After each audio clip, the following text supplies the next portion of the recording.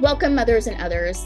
Tonight, I'm so excited. I get to introduce you all to three members of the Jane Collective: Diane Stevens, Martha Scott, and Eileen Smith. And please watch the documentary The Janes. It is on HBO Max, and it is by directors Tia Lesson and Emma Pildes. Also, please read the book, The Story of Jane, The Legendary Underground Feminist Abortion Service by Laura Kaplan. It's a wonderful book. I listened to it on Audible and I really have enjoyed it. So I highly recommend both of those. So ladies, I just want to welcome you here today to meet with us here at Mothers Against Greg Abbott. And in case you haven't noticed, Texas has been going through a few things. Yeah, we have noticed that. Yes, it is not easy being a woman in Texas anymore. I myself have a 16-year-old daughter, and I kind of can't believe that my teenager has less personal rights than I did at her age. It's actually rather shocking to me. Let's go right ahead and we'll just talk about just the Janes and how the Janes came together, a little bit of history there. So I wanted to ask you all how each of you all got involved in the Jane Collective. So if we could just start with, let's go right ahead and start with Eileen. Well, I had an illegal abortion. I became pregnant. I was 21 in a bad relationship, no job. I knew it wasn't the right time for having a baby. And also I had very little money. And I was in Chicago and I saw an ad for a group that said, pregnant, don't want to be, called Jane. And I called them and I ended up having an abortion with them. And it was like the most positive medical experience I ever had. And this group of people were very impressive to me because they were kind, they were competent. I started babysitting for the woman who was my counselor and then answering the phone. And then I was like, I got to do this. I really want to do this. So that's how I became involved with it. Mm-hmm. All right. Martha. Well, at the time that I found out about the abortion counseling service, I was a mom at home with four kids under the age of 5, and a friend. She had 3 little kids under the age of 6. We used to hang out at the playground, and she said, I do this thing that doesn't take a lot of time, but it's very interesting. My husband worked nights at the time, and so I had some free time in the evening. And she said, I do this counseling, this abortion counseling, and maybe you would like to do it too. So she brought me in and pursued it. And what happens in very many of these situations, you start out with very little commitment. You say, oh, one day a week, someone will come to my house and I will be a member of this group and I will counsel this woman about an abortion. I knew it was illegal, but I didn't think it was particularly dangerous. And I thought, since I trusted her, I trusted the group. And then little by little, you get drawn in more and more and more. First you're just counseling, and then you're helping on during the day, and then you're driving people from one place to the other, and then before you know it, you're doing abortions. Wow. Just like that. Just like that. No, it took a long time, but it is what happens. It's kind of like mission creep. Mm-hmm. Diane, what's your story? Well, my story was that I had a legal abortion in California before Roe v. Wade. I was in California, I was pregnant, and I was barely able to take care of myself. I knew it was impossible to think of taking care of a child. So I went to Planned Parenthood and I was counseled on how to get a therapeutic abortion, which meant I had to see a doctor, a gynecologist who would agree to do it. I had to see 2 psychiatrists who would say that I was really not mentally able to carry through with a pregnancy without there being severe damage to me.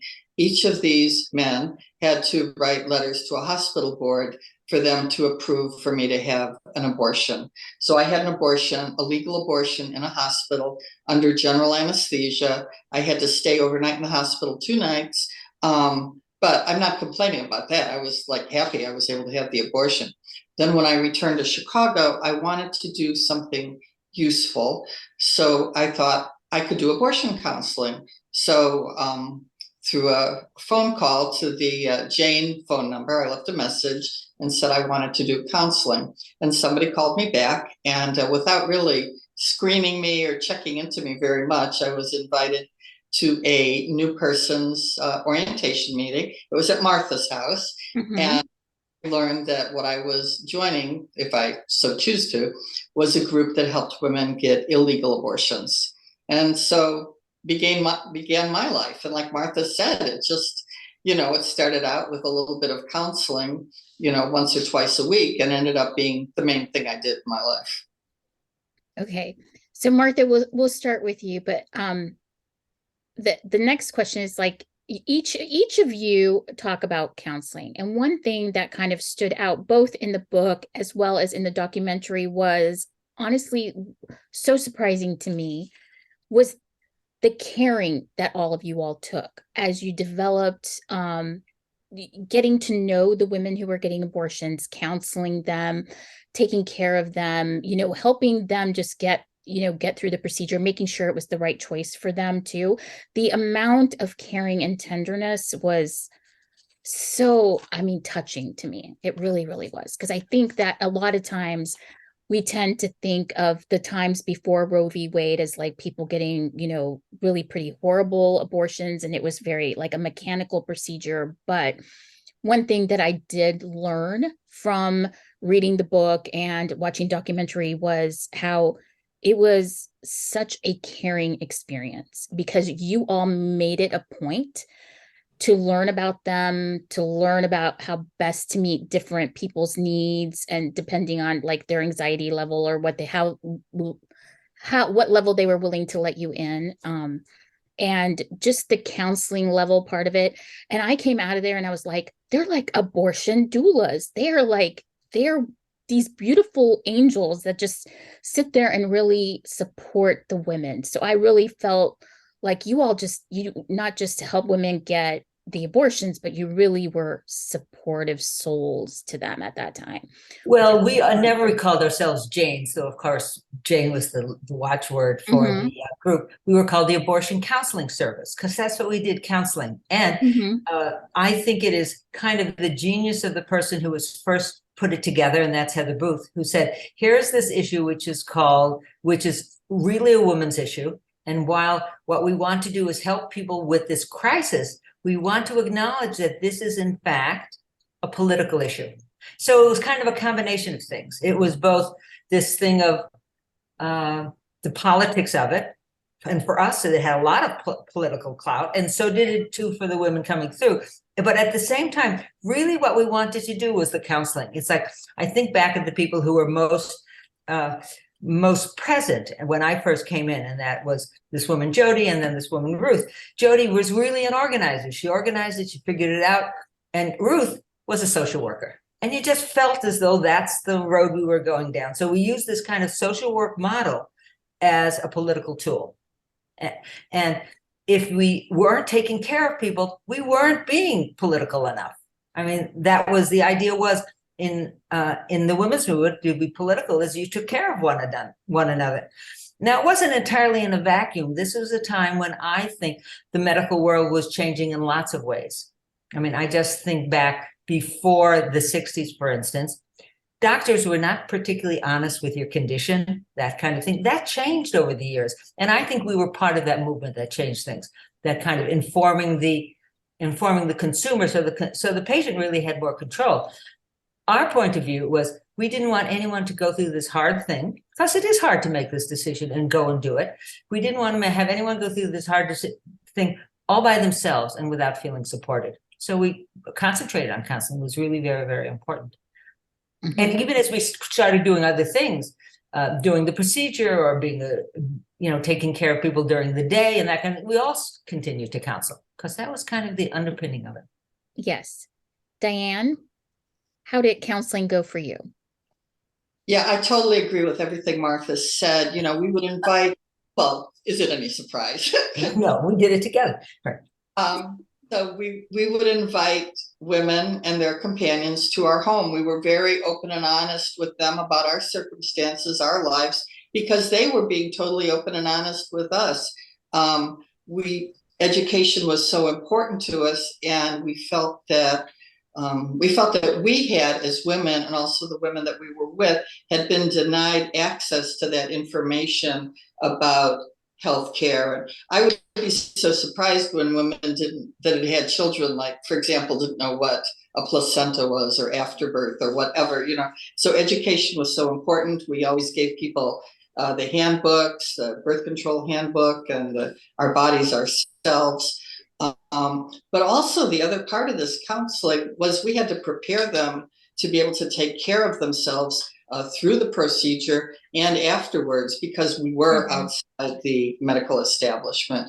So that was part of the whole counseling, was preparing them and then staying in touch with them afterwards to be sure they didn't have any, any consequences or any complications. We wanted to get them through the procedure. Yeah, definitely. Eileen? Well, I haven't gone through it, being counseled by someone, the difference of somebody not only explaining the procedure, but explaining exactly what was going to happen. You were going to be driven from one place to another. There was going to be a group of people there. There was going to be somebody with you. They would hold your hand. They would explain it. I was blindfolded at the time because it was still when Mike was doing the abortions. That sounded so scary to me, but the way they explained it to me, I realized that took away a lot of my fear, and it left me able to cope with it. So then when we were by the time I started counseling, that just totally made sense to me. The more information you gave somebody, the better they were able to manage themselves. And therefore, we learned a lot back from that also. Some people would come in scared to death. Some people really helped if you had them do deep breathing. Other people wanted to close their eyes and not think about anything. And, you kind of learn different techniques and what worked for people. Yeah, absolutely. I was watching the documentary, and a couple of things were just, were kind of, stuck out to me. One of them is that, how smart you all were. You, with like, oh my gosh. I know. I mean, I don't know. I just thought you all were geniuses with, like, because abortions were so expensive. So in the beginning, I was like, oh my God, the mob was charging this much for an abortion. And then you all were charging, half as much. And then through time, how you took other women and their financial situations into account to figure out how much to charge them. So some of those women could get abortions at a much lower rate. And I just thought, boy, they're so good. These are true sisters. They're taking care of other women, especially those in need and who cannot, afford abortions. And you all did a great job of managing that part. I thought it was very impressive. And I don't know, not too many people would have done that. I don't find not too many people would have done that. So I guess what was your all's experience with dealing with a wide array of women who could pay? Like, some of them could pay and some of them couldn't pay. What was that like? Learning how much to charge and how much, like, who can have a free one and who do you need to charge? People were very honest with us with what they had. We told them what it cost. And then some people, when they told me it was $500 when I was going through, and I'm like, I can get together $100.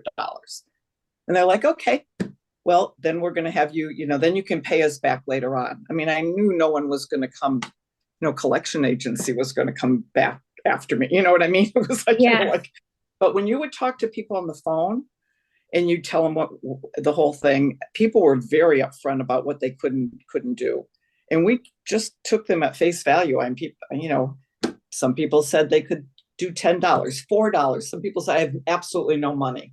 And by then you've already had a relation, you're talking to them, you've got to figure out a way to get them help. People were very upfront about what they could and couldn't do. Yeah. Diane. When we started out, or at least when I joined the group, can I? Well, go ahead. Go ahead, Martha. Go ahead. No, it's all good. It's all good. When I joined the group, we were using a number of different abortionists, not just one.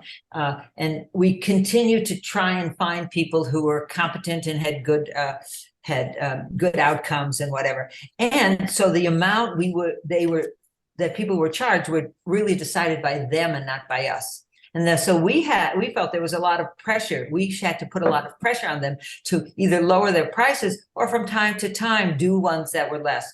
There was one woman in the group who said, no matter what those guys are charging, why don't we charge a little bit more, like $10 more, and use that as a fund for people who can't afford? Because we were in a situation where we didn't have a lot of negotiating power. We only had a little bit. When we started doing it ourselves, our idea was to take in enough money to cover our expenses. And very often we could take in enough money to cover our expenses with people paying $4 because somebody else paid $100, so it balanced out. Yeah. I didn't interrupt you, Diane. No, That's that's just going to say the underpinning of the whole thing was that we all believe that everyone is entitled to health care.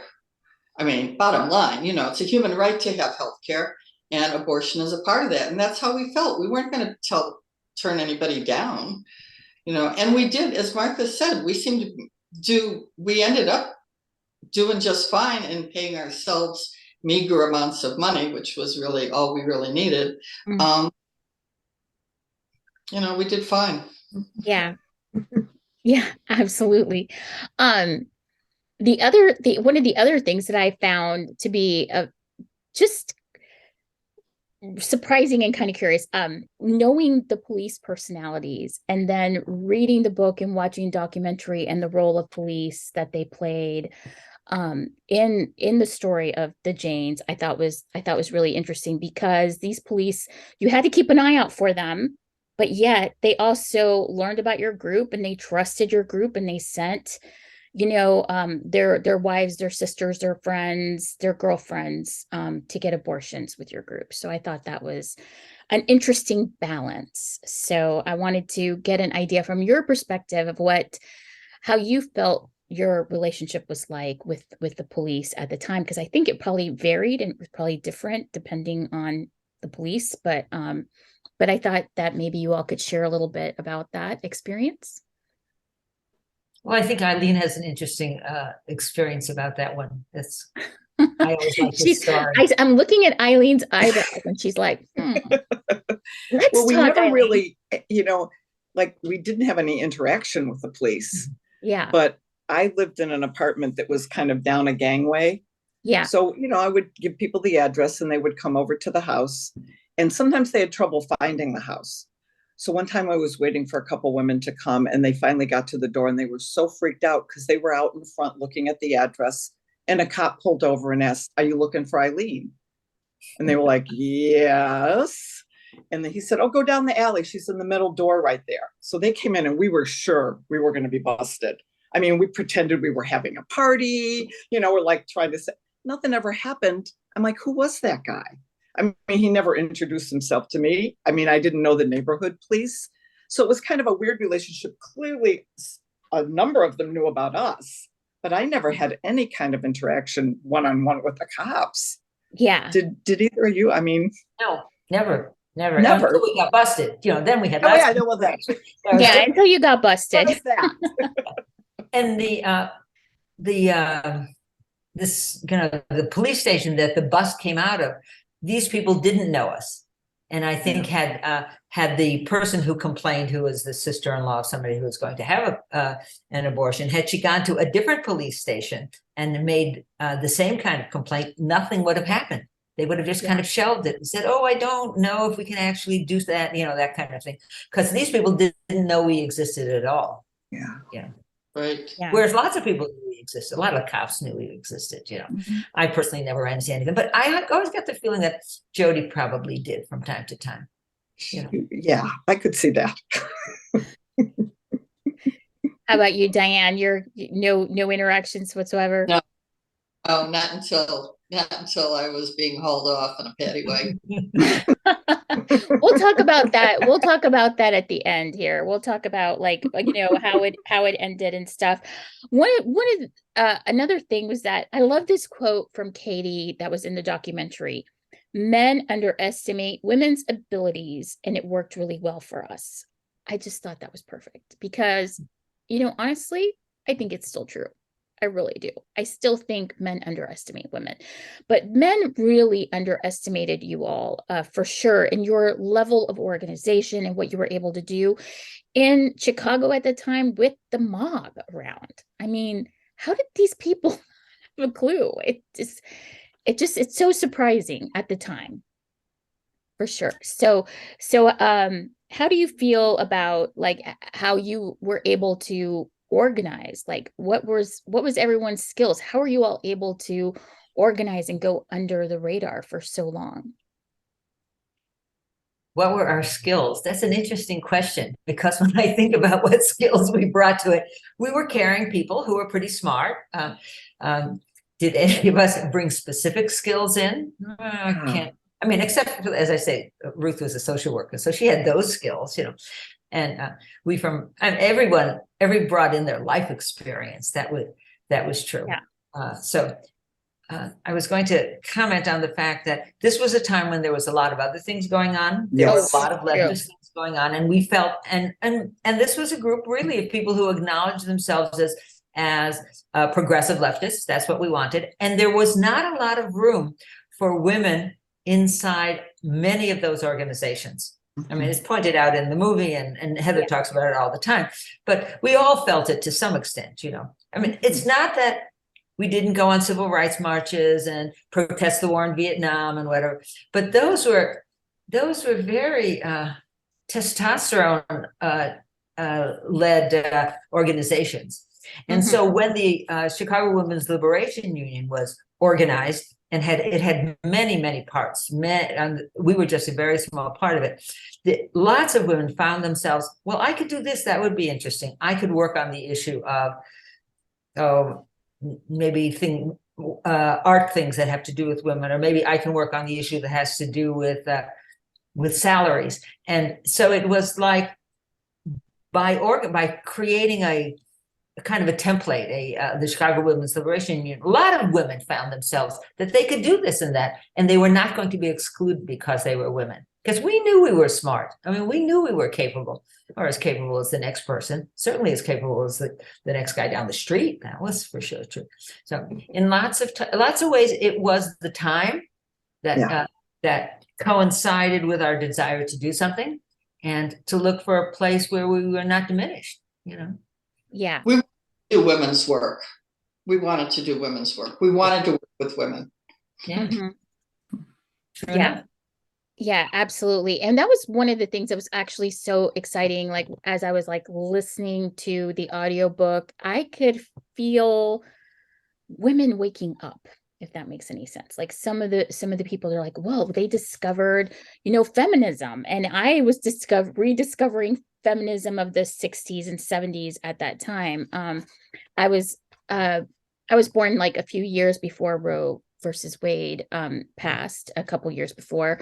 And then I grew up with an aunt, and she kept the Mrs. magazine underneath the bed. And she was like my first experience to a feminist, and she just couldn't wait to have her own checking account and go to work. So I remember what it was like to have a woman figure in my life that really just was excited about that time, and couldn't wait to do all these things that women could finally do. So as I was reading your book, I was like, wow, it was exciting to me. I kind of felt that flashback to being a little child, sharing a room with my aunt, and like seeing her experience that feminist excitement of discovering feminism, discovering the feminist movement, discovering the women's movement. So that was exciting, actually. Did you grow up in Texas? I grew up in New Mexico, actually. Yeah. So I grew up in New Mexico, not Texas. And I grew up, I'm Hispanic, so I have a Mexican American family. And so we're Catholic. And my mom got pregnant with me when she was 17 and had me a month after she turned 18. So I have a very young mother. And so I know what it was like to have a young mother. And I know what it was. I wish that she would have had more choices, because I think she wanted them. She was also a little bit of a feminist, and she wanted more choices. I think she deserved them, and I think she wanted them, but she was, in the wrong time at that particular period. So I think I've always known that. And that's kind of one of the reasons why I was like, I think I've always been a feminist. I remember consciously making a decision to be a feminist at like age 4. Whoa. Might as well get on it, you know? Yeah. Yeah, absolutely. I was like, okay, this is what I'm going to do. This is it. And this is what I'm going to do. And I'm going to stick up for women, and I'm going to support women. And I want to do this. I believe in women. So that was kind of a fun thing. But you all were around, before reproductive rights and before a lot of things existed that exist now. So could you tell us a little bit about what it was like for women before legalized abortion? What was it like for everyday women before then? Before Roe v. Wade? Yeah, I was pretty, I was pretty young. Well, I was like 23 when Roe versus Wade passed. But, so I really didn't notice certain things being different. I never felt personally, sometimes guys would be jerks, but also, I was like a hippie. It really didn't bother me. I was like, ugh, these people are ridiculous. Until like, I think I went to some meeting and they talked about how much less women made than men. And I wasn't even working yet. And I'm like, well, that's not right. That just isn't right. And then you started to see things in your life that were just sort of vague, uncomfortable things.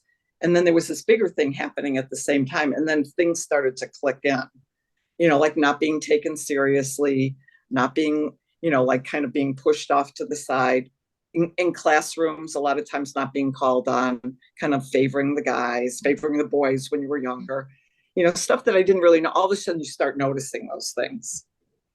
Mm-hmm. But I was still pretty young. I wasn't really out in the workforce at that point. But I think in the movie they talk about, when pregnant women couldn't do certain jobs. You couldn't have a credit card in your name. The idea of a credit card just was alien to me. It's like money. Oh my God. And it was real clear that women were as smart, if not smarter, than these guys that we know. So then that became really clear at some point. Mm-hmm. Diane, go ahead. I was going to say, I grew up in a time when if it's not only you couldn't work when you were pregnant, a lot of people lost their jobs when they got married, because as soon as you got married, then somebody else was paying the bills, and you didn't want to have your job be, taken away from some guy. So it's, the 50s were an interesting time in that regard, that because that's when I was a teenager, and then for sure no one talked about, and I don't even want to talk about reproductive rights. No one talked about sex ed or talked about kind of any personal control over what was going on. You just kind of moved into a slot of what was laid out for you. Mm-hmm. Okay, Diane, I'll let you talk now. To Eileen, I was really young, was barely in the workforce. But I think the interesting thing about our group is that there were the women that were really, they had really thought about politics a lot. They came to the work from a political point of view. And then there were people like me that really, my political understandings really were learned by seat of the pants, having women in my house, talking to them. And that was really how all my ideas and philosophies about how women are treated in this society, where that came from. I mean, I had a woman dragged out of my house by her boyfriend, and I asked her, do you want me to call the police? I mean, I was like, I really didn't know what to do. And she was like, no, it'll be fine. I'll take care of it. And sure enough, she was able to come for her abortion. So somehow she worked everything out. So you just would see what everyday women were going through. Yeah. So when the Dobbs ruling happened here in the United States, what were you all feeling after the Dobbs ruling? Furious. Right. We expected it. I was living in Maine then, so I had been watching Susan Collins, who's a horrible human being and lies And she was saying about how she knew Brett Kavanaugh was really going to be okay. So right. So then after that, that was like, I felt like that was like one of many nails in the coffin. Yeah. So we were furious. I was furious, but I wasn't surprised. Yeah. I agree. Absolutely. Yeah. I mean, everybody just started texting each other, but everybody was like, oh, fuck. I mean, it was just like, this happened, we knew it, but it was still a horrible feeling to have it be so concrete and happen like that. Yeah, And absolutely. even without Dobbs, there had been an enormous erosion of availability for a long time. And so we knew that there was a lot of energy on that side. It was no surprise. You could say no surprise. Yeah, absolutely.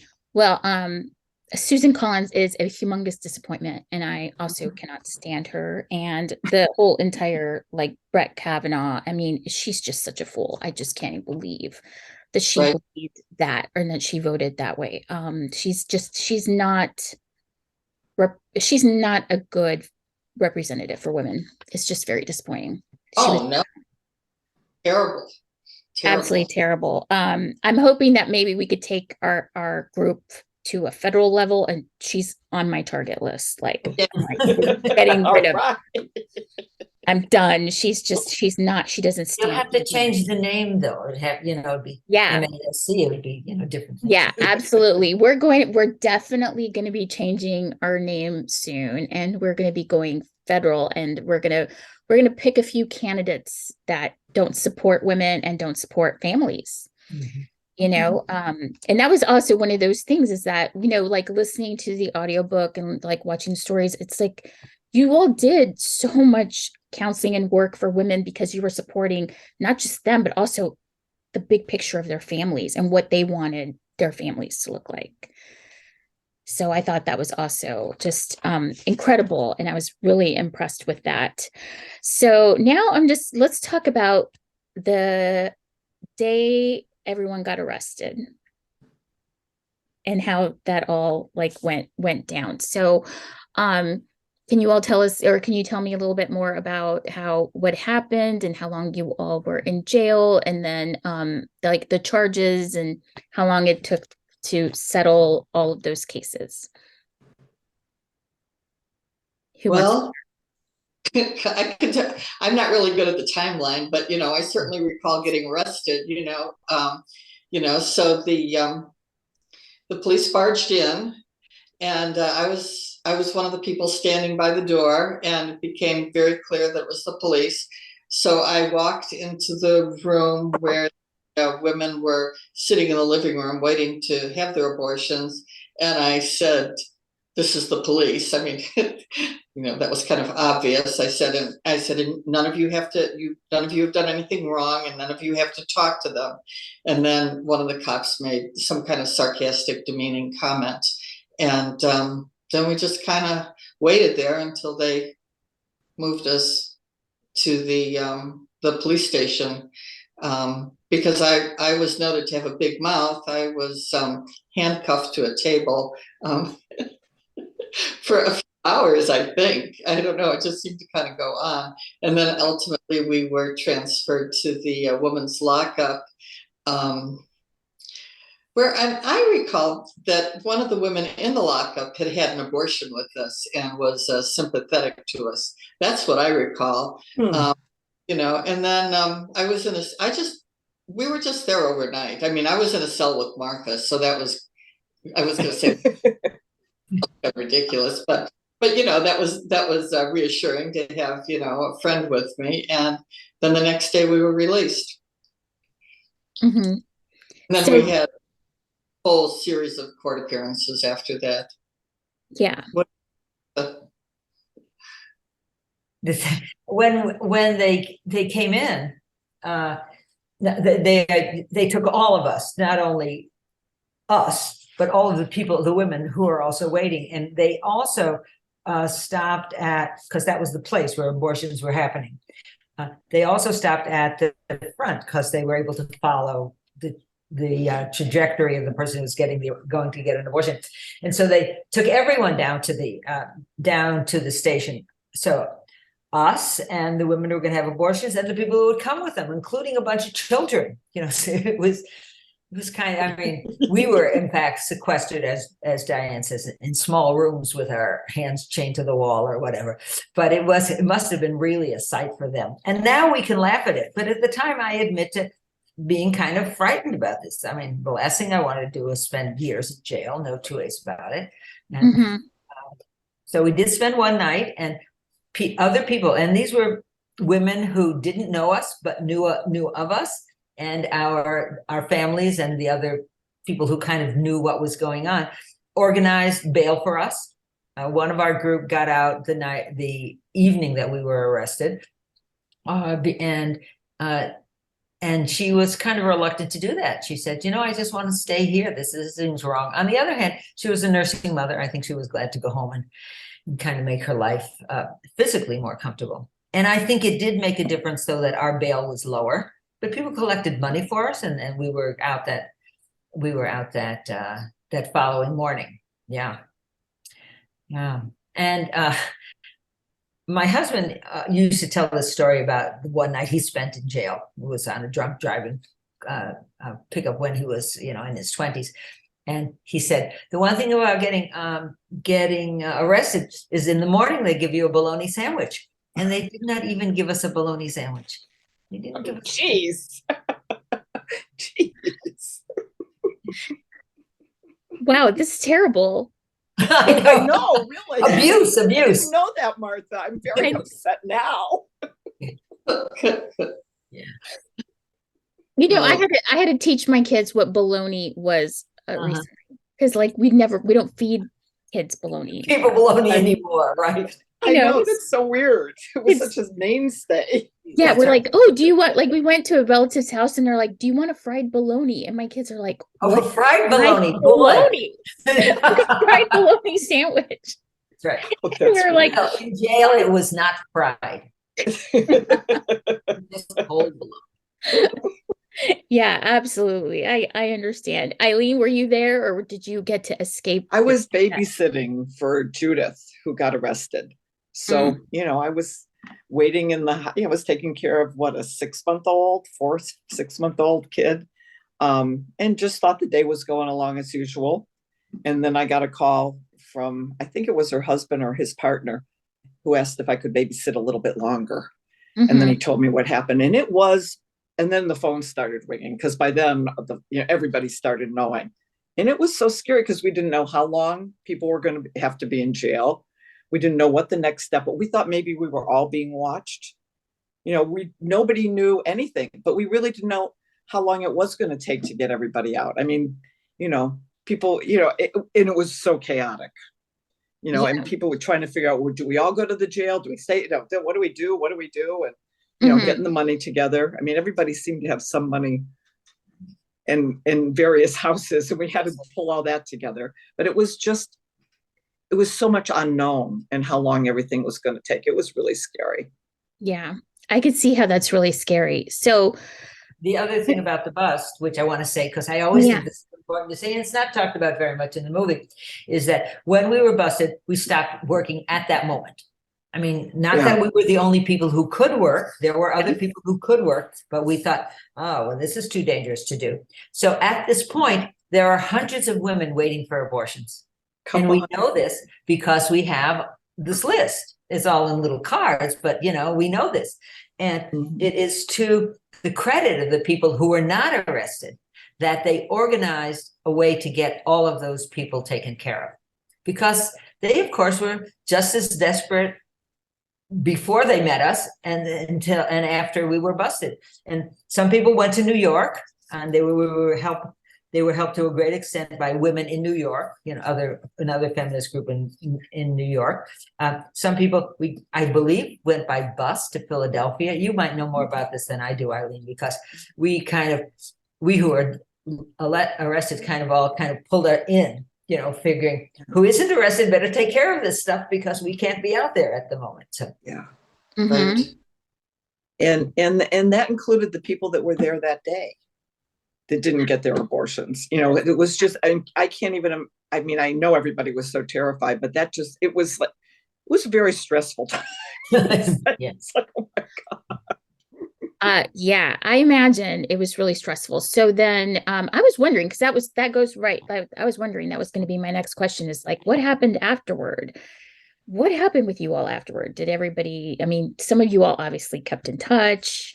Um, and then you started, I guess, sending people to other groups in, New York, Philadelphia. What else happened afterward? Did everybody just go their own way and it just Well, no. Well, Jody got out of the hospital and we started working again. And then some people were incredibly brave and came back and continued to work, which was pretty amazing. I didn't really think about how amazing it was until like recently going, oh my God, I don't know if I would have done that. That was really crazy. But we had to do it differently. Yeah. Because we were still very concerned about, are we being followed? Is this something they're going to be like, oh, these stupid people, they're still doing it. And we're going to get them again. We had no idea. So we had to do it a different way. I went and talked to, sometime after we were arrested, I went and talked to our attorney, Joanne Wolfson, and I asked her if she thought that we were being followed and so forth, and what danger we were in. And she was like, no. And so, I went back. Yeah. I went back. That's pretty amazing. Martha, we felt an obligation to the women whose names were on those cards. And so we did. And of course, the women kept coming. I mean, here we were busted, big news, on the front page of the paper. The phone kept ringing. Did they stop trying to get abortions? No. I mean, they were pregnant. And this was a point at which it was legal in New York. So people who could afford to go to New York, well, they all went to New York anyhow. Who wants to do things illegally when they don't have to? On the other hand, I think our experience was probably as good as an experience you were ever going to have with an abortion. You weren't going to that. Absolutely. 110%. I agree too. I could tell that just from reading the book. I could just tell that because again, you all really got to know the women and to speak to them very tenderly, and just you guys were like the abortion doulas. So they couldn't have been in better care. And you learned the procedures. I went to nursing school after Jane and became a nurse. And one of the first jobs I took was at an abortion clinic because I figured, well, I kind of know this stuff. I'll be good at this. But the way they did things, I mean, it was a very fine place in many ways, but the counseling wasn't the same. They told you about the procedure. They didn't tell you about what was really going to happen. They rushed people out. And I really didn't like the job at all. And well, the reason I finally quit, though, was I was handing out graham crackers and ginger ale to somebody, and this woman kind of grabbed my arm, and she said, I know you. I came through and had an abortion with Jane, and this is so different, and I don't know how you can work here, and I don't think you're going to be able to keep working here. And I was like, okay, I think I gave my notice that day because I was right. She's right. I can't keep working here. It's a nightmare compared to how we did it with Jane. Yeah, absolutely. That was one of the things that was a real standout to me is that you all just, I mean, it was the service, the bedside manner, what what you gave those girls was how women would have liked to be treated if they were an abortion. And well, I think the way anyone would like to be treated. Yes. Be honest, Yeah, absolutely. Absolutely, with so much respect. And that was one of the things that really just did stick out to me. And I thought, wow, this is amazing. That's why I was like, you guys are my heroes. You were doing very good medical health care for the time. And, these women, they probably didn't even know how good they have it. And now looking back, they go, wow, this was amazing. Because they probably just thought, oh, we're going to just get this abortion into legal. And they probably thought they were going to maybe having a really rough, back alley abortion, but they got such great care with you all. And you made a huge difference to hundreds of women. And it matters. And so that's what I was the most impressed with. Just how and it certainly influenced my life later on, going into healthcare. I would have never thought of that before. but I also didn't know what else to do. So I thought, oh, I'm good at this stuff. I can help people out in a horrible crisis. This is one of my strengths. But so Martha and Diane, did you all go into healthcare afterward as well? What did you all do? I did. I became a nurse, and then I became a nurse practitioner, and I had a chance to work in a lot of different settings. I never worked in women's health. I did end up working in a prison for a while. So when you think of me getting arrested and then, seeing what it would actually been like if I had been sent off to jail. But anyway, yeah, and it did. I mean, that experience of working in the counseling service, that's like the biggest thing, the most influential thing in my life. I did not get involved in healthcare. I kind of went back to my other kind of life, Yeah. Yeah. Poor kids. I agree with Diane. It was an extremely influential thing. It kind of set my head for the way I looked at the world. And so, I mean, I didn't do what Diane and Eileen did, which is kind of grab this view and information and do a whole, professional thing with it. But afterwards, I did a fair amount of sex education at the schools, and on kind of, in places where I had friends who were teaching who would say, well, come and talk to my class about this, and can't you come again? So I did a lot of sex ed. And in fact, there was someone in our group who was a social work student, and she needed to have a project, and she decided in order to graduate, and she decided her project would be a sex ed class just for girls on the middle school level. And she recruited a whole bunch of us and she was from the abortion counseling service, and she recruited a whole bunch of us. And that's what we did for, 6 weeks at a time, 1 day a week. And a lot of that kind of laid a groundwork for me to do more of it. So I did a fair amount of that. But, there were a lot of things going on at that time. There were a lot of, like I like to say, people congratulate me for being in the abortion counseling service, and nobody says, well, you did a really good job counting vegetables when you were in a food co-op, because there were a lot of other things going on besides the women's movement, or there are a lot of did do a good job then inside the women's movement, a way to kind of figure out how to live your life without being overwhelmed by the society that you didn't approve of. But I did not go and I did not do what Eileen and Diane did, which, when you think about it, is really impressive.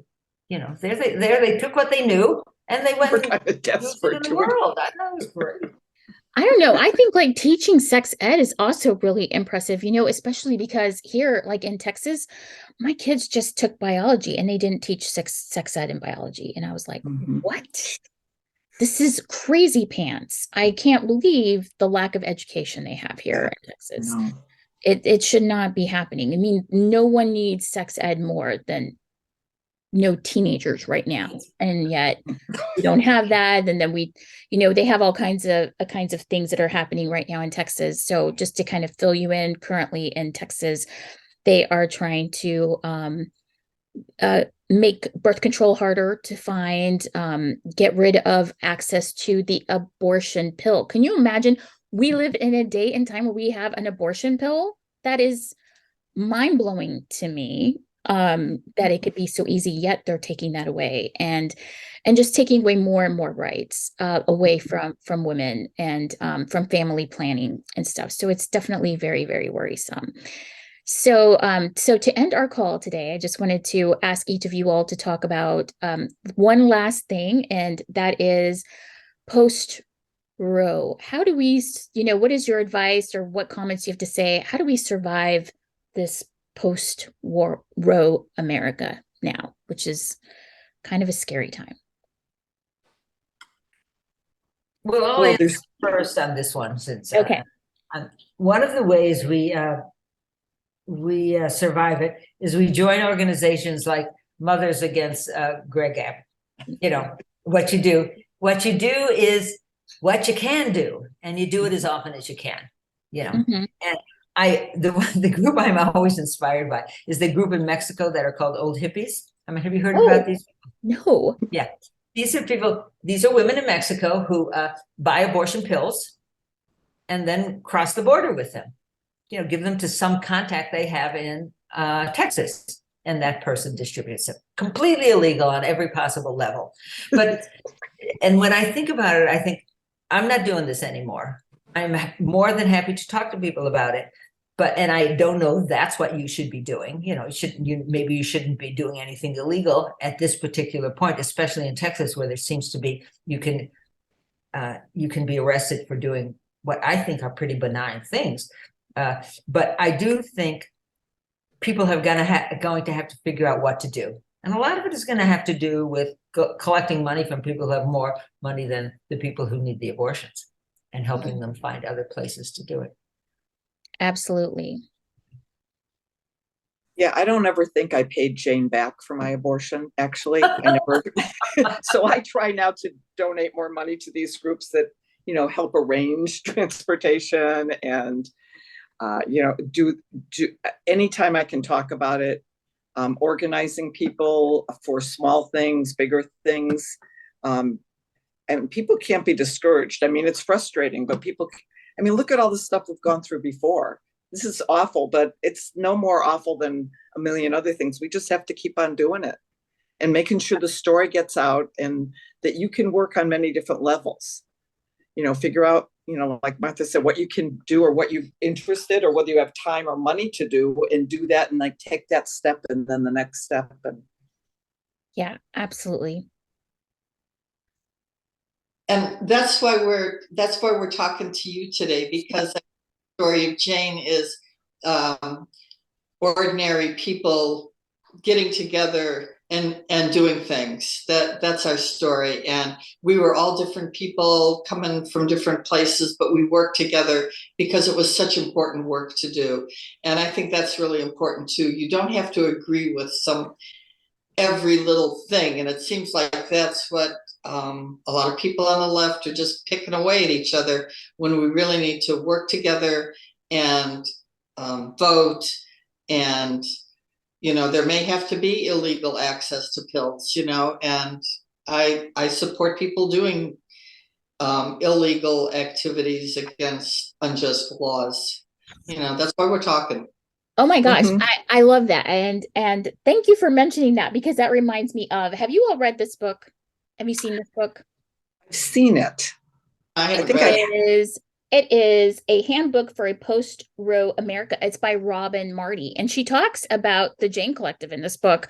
But you know what, Diane? Robin Marty was saying the same things you were just saying. She says, you guys should still be out there pushing the envelope, being a little bit of a rebel. She said, get a QR code and put it up on lampposts and tape them on, and people will click that QR code, and that QR code will go to where people could get free abortion pills sent to them.